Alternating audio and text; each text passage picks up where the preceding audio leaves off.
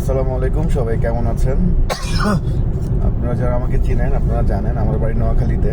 তো বর্তমানে দেশে একটা, বিশেষ করে দেশে বলতে কি নোয়াখালী এবং কুমিল্লার মধ্যে একটা হাড্ডাহাড্ডি লড়াই চলছে।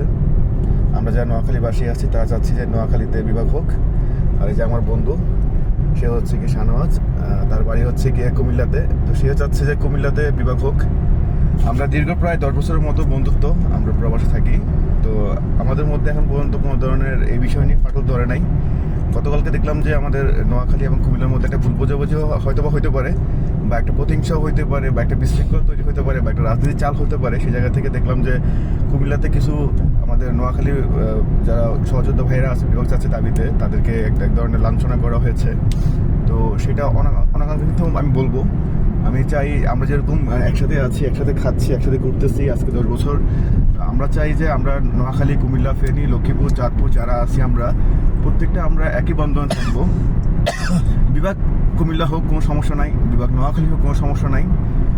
যেখানে আমাদের যারা বিশিষ্ট ব্যক্তিরা আছেন বা আমাদের দেশের যে নীতি নির্ধারণ যারা করেন, তারা যারা আছেন, তারা যেখানে মানে সমাজের এবং মানুষদের উপকারে আসবে, যেই জায়গায় বিভাগ দিলে সে জায়গায় দেখ।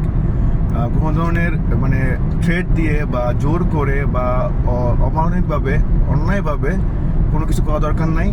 ঠিক আছে, বিভাগ কুমিল্লা হোক, বিভাগ নোয়াখালী হোক, কোনো সমস্যা নাই। তবে আমাদের দুজনেরই একটা দাবি আছে, একদম দুজনের সাথে মিলে যায়। একটা দাবি হচ্ছে গিয়ে নোয়াখালীতে অথবা কুমিল্লাতে একটা আন্তর্জাতিক মানে এয়ারপোর্ট দরকার। যে এয়ারপোর্টটা হলে আমাদের নোয়াখালী, কুমিল্লা, ফেনী এবং লক্ষ্মীপুর, ব্রাহ্মণবাড়িয়া, চাঁদপুর, ঠিক আছে, আমাদের এই অঞ্চলগুলোতে প্রচুর পরিমাণে প্রবাসী আছে যারা কিনা বিভিন্ন দেশে, ওয়ার্ল্ডে বিভিন্ন জায়গায় ছড়িয়ে আছে। তো এই প্রবাসীরা যখন ঢাকাতে নামে বা চিটাগংয়ে নামে, অনেক মানে ভোগান্তি পোয়াতে হয় গাড়িতে, এবং আমরা দেখতেছি যে অ্যাক্সিডেন্টও প্রচুর হয়। আপনারা দেখছেন ঢাকাতে যেতে বা চট্টগ্রাম যেতে, এবং ডাকাতিও প্রচুর হয়।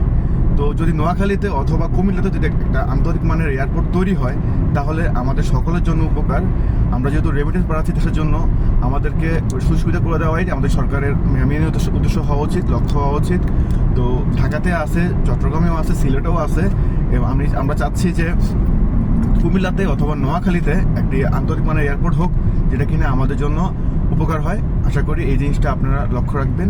বিভাগ নোয়াখালী হোক, কুমিল্লা হোক, আমরা একসাথেই আছি, একসাথে থাকবো। সবাই ভালো থাকবেন। আসসালামু আলাইকুম।